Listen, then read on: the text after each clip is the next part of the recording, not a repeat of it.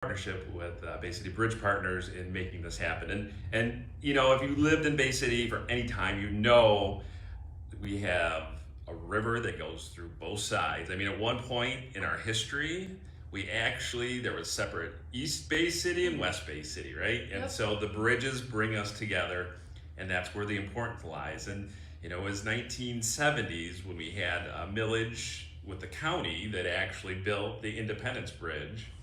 And Liberty Bridge was a little newer, but just over time, we're in a cold weather state, right? Anytime you're in a cold weather state, your infrastructure just gets beat up. And so over time, it was time, and we needed to do something, and so here we are. We're here with this public-private partnership. Is that how we kind of describe it, Kevin? Or how would you describe what this is? And is this unique to Bay City, or does this happen in other places? No, it happens in other states and municipalities, and it really is a partnership. I mean, we're working closely with the city on a day-to-day basis to get these bridges rebuilt. So it's worked well in other states, and we think it'll work well here. And right now, we see something happening right now. The Liberty Bridge has been under construction now for a few months. Couple of hiccups here and there, and you know the pandemic has really changed timelines and things like that. But what are people seeing right now in regards to Liberty Bridge? Right. So for Liberty Bridge, we're in the process of redoing the deck of the bridge, which is the pavement that you drive on. We're taking all that off on the south side of the bridge, and we'll be replacing it here in the coming months as soon as the weather gets a little warmer for concrete to be poured. At the same time, we're in the bridge house taking apart all the electrical and mechanical parts to make those like new. Those are the parts that really you see when the bridge opens and closes, and you know something mechanical working outside in the winter, you know, can have issues. So we're going to make that like new and make that bridge reliable. So after we get the south lanes rebuilt, we'll switch traffic and reopen a lane in each direction, and then have cars driving on the new part while we work on the other half of the pavement. Now, obviously, Mother Nature and some things kind of changed our timeline there with that, with regards to closing versus just shutting down some lanes. Do we have a timeline for when we might see part of the bridge open? I know, and obviously the shipping season's starting soon, so you got to add in some more chaos. Right, so the shipping season, I guess answering that first, we're gonna actually open the bridge up in the up position here, maybe today even, to lock it open just so that the mechanical work can continue into the shipping season a little bit while we're working on the inside. As far as the pavement goes, which everyone sees, our goal is to get that done by the end of June. Okay. We know the 4th of July is a big holiday and big festival, so every time we meet to discuss construction, we emphasize the point that we need to get that open as soon as we can. I bet. And Kevin, I will come back to you, but Chris, as a commissioner, what do you hear from folks out in our neighborhoods about their thoughts on the bridges? This has been something that, you know, people feel very strongly about. What have you heard, and what are their feelings now that they can see things happening? Well, I think ultimately people want a safe bridge crossing, right? And obviously we've discovered a big hole. There's been several holes over the years, and so I think they want to make sure it's safe. You know, they want to know the tolls and how that's going to work, For that. right? So I think we're going to talk about that, and the transponders, and you know, who is getting charged and when is that all going to start. So those are the really big questions that people have. They want to know. And if I live in the city, you know, I understand I might not be charged for a while. What is that time frame? When does that start ticking? And then how to get a transponder, and are they truly free? So people want to know that. And I bet you Kevin might have some of those answers. First of all, we're going to look really quick at Independence Bridge, because we're talking about Liberty Bridge, which is under construction right now, and then we have Independence Bridge. That is going to be a whole new bridge. Yes. So tell us just in the Cliff Notes version of what's going to happen with Indy Bridge. Sure, it'll be a brand new bridge. It's going to look a lot like the old bridge, so it'll have the same number of lanes and have the same appearance generally, but it'll be located just to the east of the current bridge, so that we can build it while the old bridge is in place. Okay. So then right at the end, we might have a little time, a couple weeks or so, where we have to close some lanes to connect the new bridge pavement, but in general, the goal is to keep that one and then remove the old one. Now, for us to directionally challenge people, when you say the east side of the bridge, are you talking about Golson, where the cement plant is at? That side, correct? Yes, towards Okay. the USS. It's in. Yep. which is pretty cool too. So okay, so I'm just gonna keep making sure that we have a signal here, because for a minute it looks like we didn't have one. Let's get into some of the questions though, because, well, first of all, you know what I think we should do? I think Kevin said he had some breaking news for us. Oh, yeah. So you had some information. One of the questions in here was about when can people, where is your office going to be, all that kind of fun stuff. You have something related to that, not the office per se, Sure. but the person who people will be meeting. Right, so we have big news. We've been looking for a general manager to kind of run the day-to-day operations of the bridges for quite some time, and we found a great candidate, and they're going to be starting on Friday. So soon. Wow, Very April soon. 1st. Yes. And it's not a Fool's Day joke, It's right? not a joke. It's not and a they joke. will. One of their first tasks will be to set up an office. Find an office location and set it up and open. Yeah, because let's be honest, right now, like, people have questions, they can message you, they message us, they call us, but it will be nice to have that like face-to-face interaction where you can go and you can get your answers. Right. Yeah, we've had temporary space in CMURC and city office, but it'll be nice to have a storefront location When you determine where that's going to be. So that's Yes. not quite yet, but Yes. that is coming. So, Yeah. okay, so let's get into some of these questions we have here. Alex sent us a few questions, and I'm just going to read some of them so that I get them right, and whoever is able to best answer them, feel free. Yeah, right.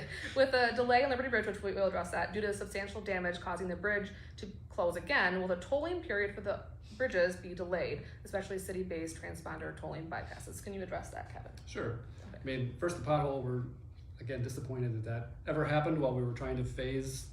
We had it set up to keep the bridge open, and that was just an unfortunate setup. But the overall pothole does not delay the construction of the project. Okay. The south side is moving full speed ahead, so it's not delaying any of the overall construction of the bridge. And then tolling, yeah. but tolling is tied to the period of tolling. The clock doesn't start ticking until construction is complete and open for On traffic. both bridges, like, so when Liberty will probably be done first, correct? Right, they're kind of independent projects. Okay, so will the tolling begin for Liberty when Liberty Yes. ends, and then the other clock will tick then? There'll be two Yep. ticking clocks. Yes. Okay. And then there's no tolls for residents for 5 years on one side. And after one thing construction. I think people have to really get to know on this is where you live, because a lot of people think they live in the city, but they actually live in one of our townships. Yeah. So I think the best way to do that is probably like where you pay your taxes to is probably where you live. A lot of people don't see the difference. Your address says Bay City, but you may live in one of our townships. So something to think about going down the road. Yeah. All right. Just to add on the resident, non-resident, there is a different rate, but the subscription rate or the Netflix all you can eat, unlimited pass type thing is not dependent on where you live. So if you are commuting into the city every day, you have the same rate, a monthly pass rate as a resident, and I think that is the best option. And you'll need a transponder to get that, correct? Yes, you will. And when you say transponder, I think some of us have driven to like Florida and other places that have stuff. What is a transponder gonna look like? Is it big? So if you have a transponder, our goal will be that you can use your current transponder if you have an easy pass from Illinois or another state, you can register with us. Even if you're a resident of Bay City, you can register your transponder number as a resident. But if not, you can come into our office or website and order a transponder for no cost, and it'll look like a little sticker that you'll put up under your rear view mirror on the inside of your car, and that basically just when you go through the bridge, there'll be a piece of equipment that'll basically read that number and then associate that with your account.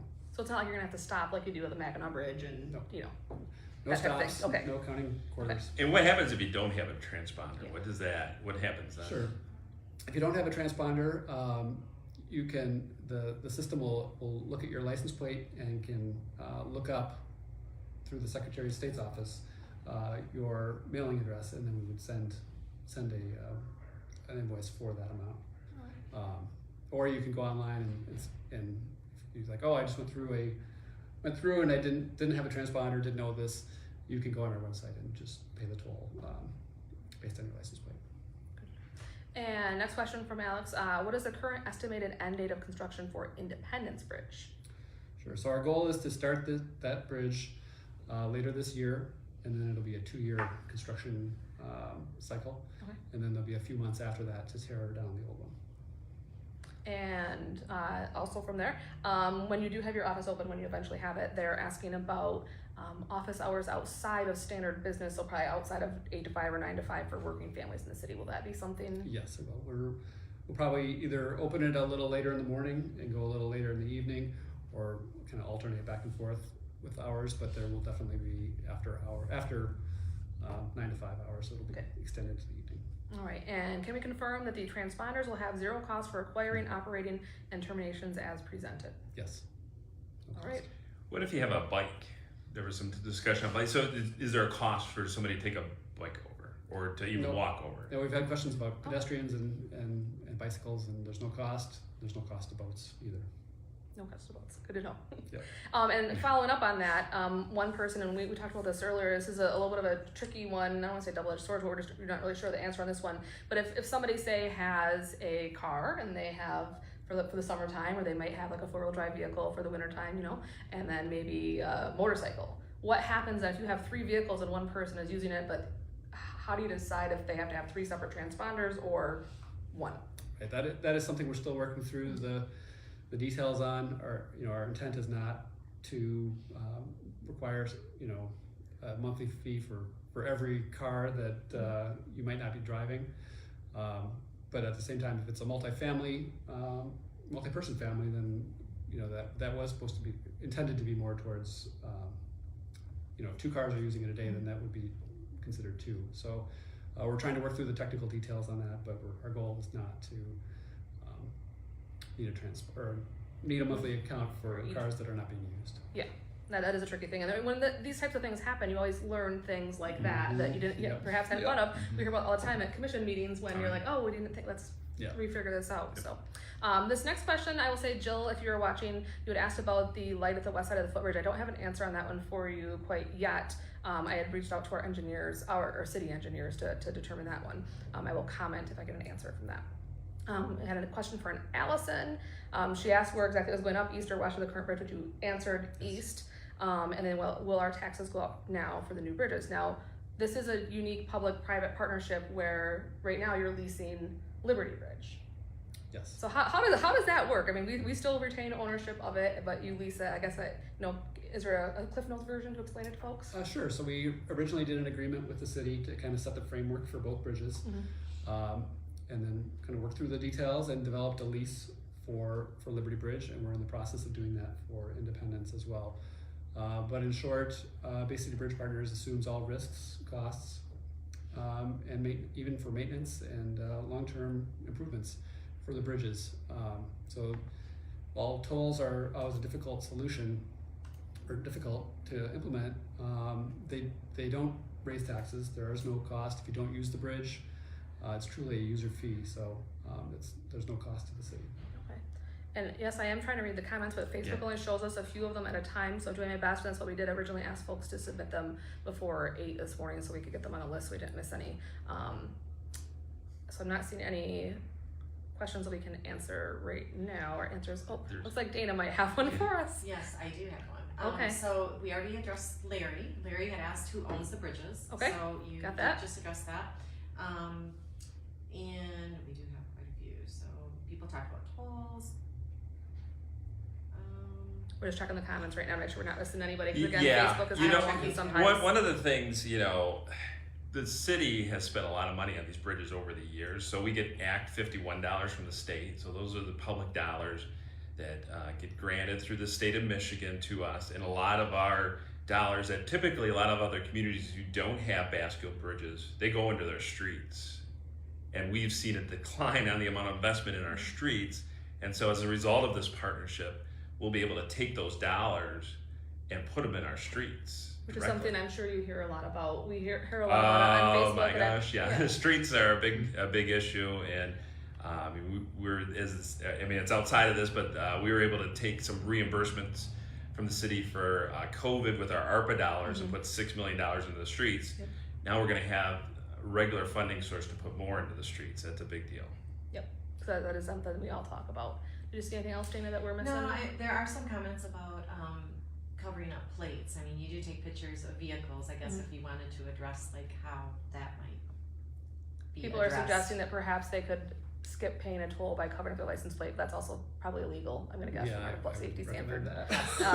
Yeah, I would not recommend that at all. But Kevin, what else did you want to share with us today that we're missing that you think is important for people to understand? Because again, this is something that some people are great. Let's fix the problem. Other people don't see the benefit of it. But this is something that's happening. What are the things that you hear from people that they don't understand, or something that some misinformation you can correct? I think people a lot of times assume that we bought the bridges. You know, it is a lease. The city maintains ownership. I think that a lot of people, you know, it's a little detail, but it does make a difference that the city maintains ownership long term.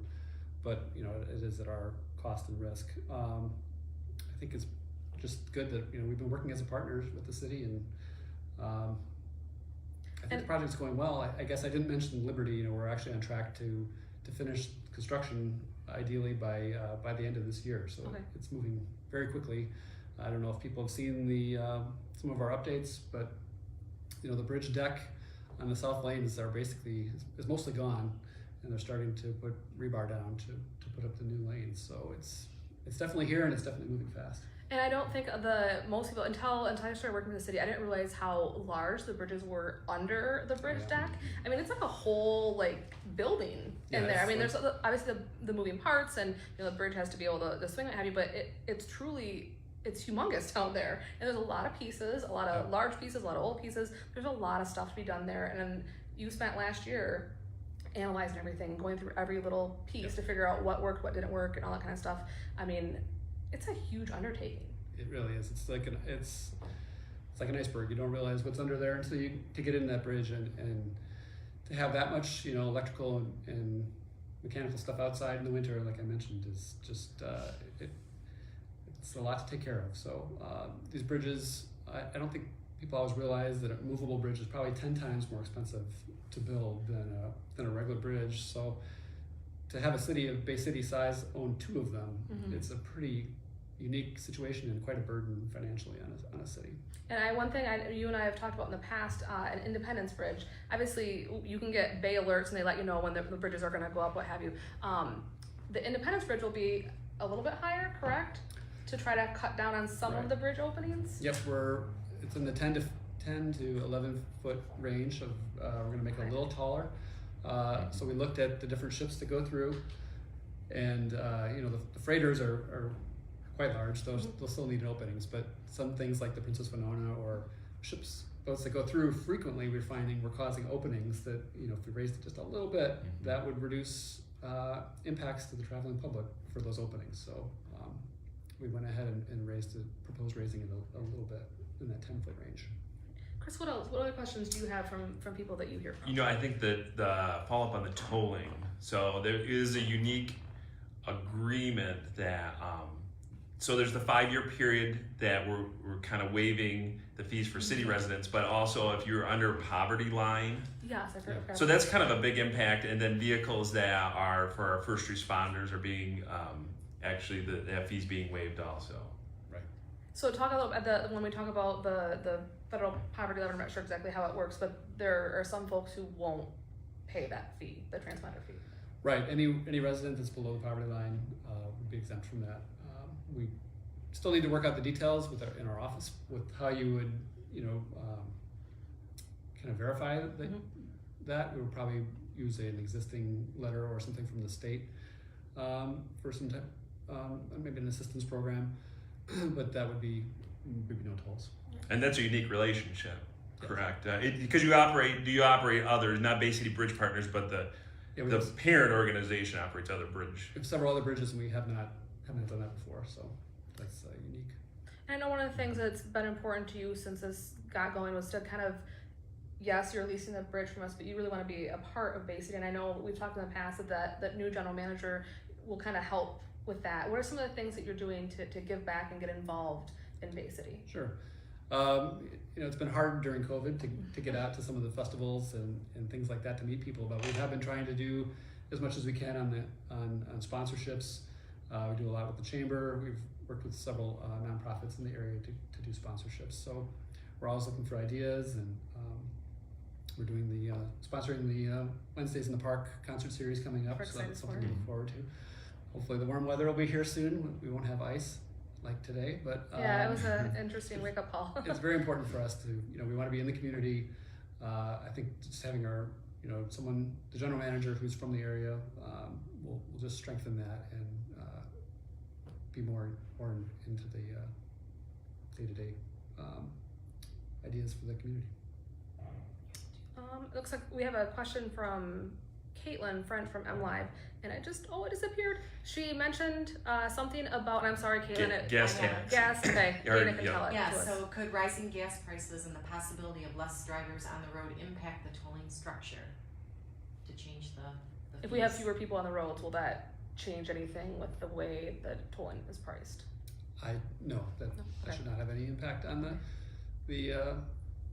our project at all. I think, in general, as a state, I think tolling might become more popular because as we get electric vehicles, the state gas tax revenue is going to go down, and user fees, I think, will probably become kind of a cutting edge here in Bay City. Yeah, I was just going to say that because they're saying projections, up to 35-40% of all vehicles in the next decade are going to move to electric, and it will impact the structure of how we fund infrastructure. So it really, I think it is kind of, as much as it gives people consternation to do this, I think being at the forefront, it gives us opportunities too to look at how we fund infrastructure going forward in not only the state but even the country. Mm-hmm. MDOT is actively doing a tolling study right now for their projects. All right. Before we go, anything else you guys want to say? Especially, looks like Dana might have one more question. There's another one. Someone is asking if a bar is going to come down to collect tolls, so I guess you have to elaborate on. So is it how going to they disrupt traffic from going? Yeah, there's no stopping for anything tolling related. Just drive like normal. Just drive right through, and the sensor will either pick up your transponder number, or the backup is to look at the license plate number. The bridge will still open, so you might have to stop for the bridge openings, but there's no manual tolls, no toll booths, no toll gates. All right. Is there anything else, Dana? There is. Okay. Dave is asking about the new Independence Bridge. Why and when did we change from having a big structure that just went over and did not have to open to going back to a drawbridge? So asking about that. That was several years ago. There was a concept to go very, very, much higher, like the Zilwaukee Bridge. But it just kind of became apparent that to get that high up, you would have to go so far back to get those ramps up in the air, and it would just be very disruptive to the community, so that just didn't go forward. All right. And a couple last things. Obviously, we're here talking about this today, and we appreciate everyone who sent in questions ahead of time and joined us here on the Facebook Live. Just a reminder that Chris would love it if you came to some of the city commission meetings. They're typically the first and third Mondays of the month at 6 o'clock. Yep. And it's a chance to, another chance to have your questions answered or raise some concerns, but it's a great way to get involved in your community. We have a ton of committees and what have you where people are able to have their say in it, so please think about that. Obviously it's fun to reply on Facebook, but there is a way to get your foot in the door and do some cool things with our city and all that kind of fun stuff. So I'm sure Chris would love it if you Absolutely. I mean, the more engaged we have of our citizenry, the better we are and the more impactful we can be. And hear from you. At the end of the day, you might not always agree with the decisions made at City Hall, but we're trying to take the view of what's the long interest of our community, and sometimes it's making tough decisions that not everybody's going to agree with, but hopefully it's going to move us forward towards a community that we can all believe in. And just to add to that, we're going to start doing something called Sidewalk Talks that we've done in other projects, where probably once a month we'll get out there with the contractor. We probably won't be in the construction zone right in the middle, but we'll be kind of off to the side, and people can come out, learn what's going on, ask questions, why are you doing this, why are you doing that, and get the technical answers that people might be interested in. And then we'll probably also be planning some opening events, like when we turn on the new bridge lighting on the south side of Liberty, or open the new lanes to traffic.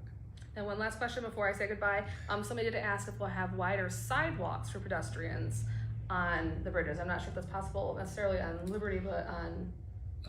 They'll be the same as they were. Okay, I'm not sure there's standard sizes for sidewalks. Liberty, we're definitely locked into what we had before because it's an existing bridge, but Independence we're putting back to exactly what was there. Independence is going to kind of curve out and in, right, to to build it while the other one's Right. existing. Yep, it'll So kind of loop out and back in. All right. Well, Chris, thank you so much for being here, obviously, and Kevin, thank you for making time to talk with our community. And I'm sure we'll have another community conversation soon. Bye. bye.